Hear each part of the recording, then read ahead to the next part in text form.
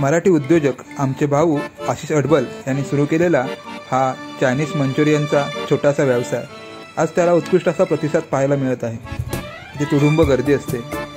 यांचा हा व्यवसाय आहे दिवामधील गणेश तलाव म्हात्रे गेटजवळील साईबाबा मंदिरजवळ।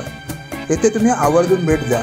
या ठिकाणी मंचुरियनचे सर्व प्रकार खायला मिळतात। मंचुरियन भेळ, मंचुरियन पाव, मंचुरियन सूप। यांचा मंचुरियन सूप आणि मंचुरियन भेळ ही विशेष प्रसिद्ध आहे।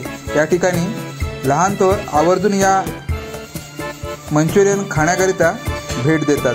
तुम्ही या ठिकाणी आवर्जून भेट द्या आणि एकदा चव नक्कीच घ्या। आशिष अडबल हे देवरुखमधील तळवडे गावातील रहिवासी असून त्याच दिव्यात स्थायिक आहेत आणि यांची चव आणि क्वालिटी ही एकच नंबर आहे।